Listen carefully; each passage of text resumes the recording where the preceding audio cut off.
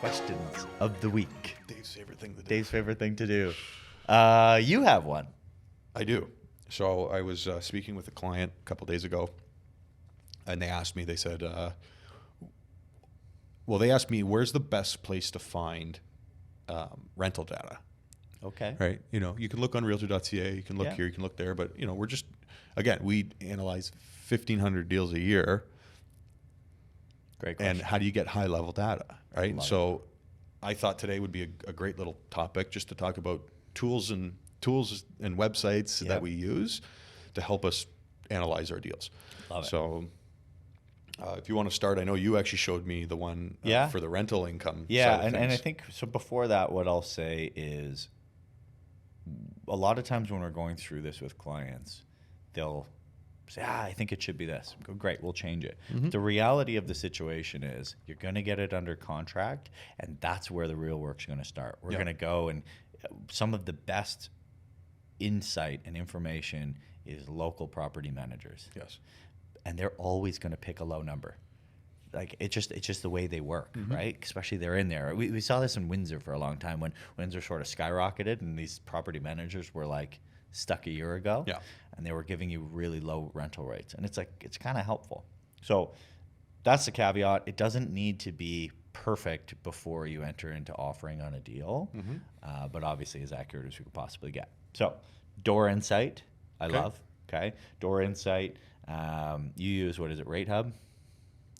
That's more for mortgage side of things and things like that. But Door Insight, you showed me that one. I really like it. It's a website, super simple, clean. Super easy. We use, obviously, CoStar, which is a much more robust program that's wildly expensive, so if they're listening. But there's a lot of different ones. That's a pretty good one. The idea is we pull in as much aggregate data as we possibly can on renoed and unrenoed and just lump them in to be the same thing. So we don't separate to say, hey, here's a renovated not. So by doing that, there's already an inherent cushion built into the rental rate numbers. That's a really, really good one. Obvious one, too, is ChatGPT. Okay, I'll give you a quick little side note. We had a client that was looking at buying it was being sold as a multifamily, okay?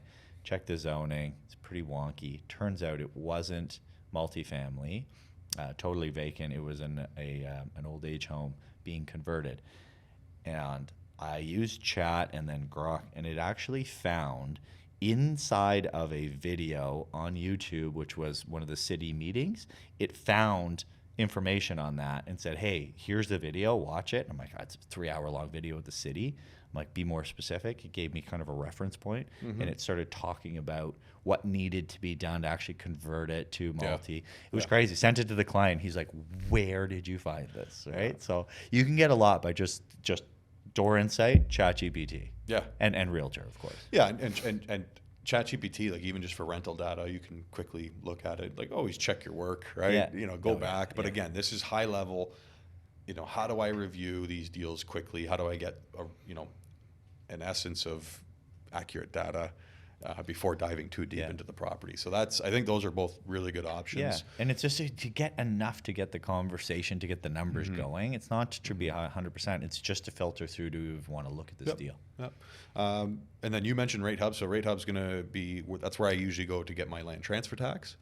Right, so you type in your city, type in the purchase price. There's your land transfer tax. That will also give you mortgage rates. So if you don't have a mortgage broker you want to bug, love it. You can go there and just get mortgage rates, rough idea of what we're looking at. So that's a great website. And then honestly, just like market data and general market trends, you know, you can always go to like the CBRE website, the Collier's website, the Cushman website. They always publish reports. We have our own reports as well. If anybody, you want to just reach out to us and get some data, we do have our reports. But between our reports and the other guys' reports, you can kind of mash them together and look at cap rate trends and, you know, where's the rental data going and vacancy rates. Speaking of vacancy rates, residential vacancy rates, where do you go find those? CMHC's got a pretty standard one, which is good. That one I use often because that's what's going to be used in underwriting. And what do you type in to get that? If you actually type in CMHC vacancy rate, it'll come up. Yeah, it'll be this long chart. I actually don't know how to find it through the website. I always just type in that to Google and click on it. So. And it's weird because there's like a couple of different Yes. non-related versions, Yes. right? Yeah. Bond yields, if you do that, there's so many good ones now, but Peak Hill seems to be one that I use. Not sure why I do, other than it's clean. So daily bond yields, click it, and it'll show you. Awesome. Yeah, most of the big lending houses will actually send an email out every day with what the bond rates are. So if you're, if you want, just flip them an email, say, hey, add me to your distribution list. I just want to see what the rates are. If they reach out, if you guys reach out to us, we'll flip you some of the ones that we use as well. Yeah. Those are really helpful. So that's helpful. Anything else? I also, when I look at so let's say we're looking at a place in London, you can type in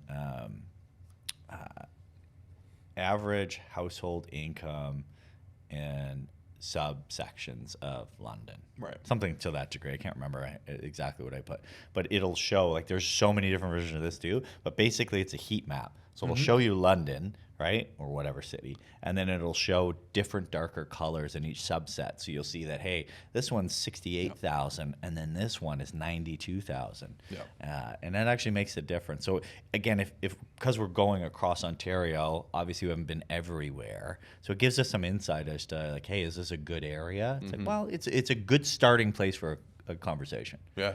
Yeah. Love it. I think that's most of the tools we use. I'll just throw a little bonus one in there. For Airbnb, you can use AirDNA. I heard about that. Yeah. Right. So we use that one quite a bit on the campground and whatnot. But that's very similar to, call it, Door Insight. Right. So you're going to put your property address in. It will populate. It's free. It's limited data that's free. If you want to pay, you can get quite a bit of data. Yeah. But that shows you what your nightly rate can be, what your vacancy looks like in the area. So I used this for a client the other day. They were looking at a mixed-use property, but they actually wanted to run, well, what happens if I do an Airbnb upstairs? Very cool. I said, okay, well, here's your data with Airbnb. Here's your rental data. In that area, it honestly made more sense to just do long-term rental because all the licensing and the fees every month and whatnot. Yeah. So, but yeah, those are some tools. Great I'm question. sure we can do a follow-up on this because there's probably 100 we're forgetting.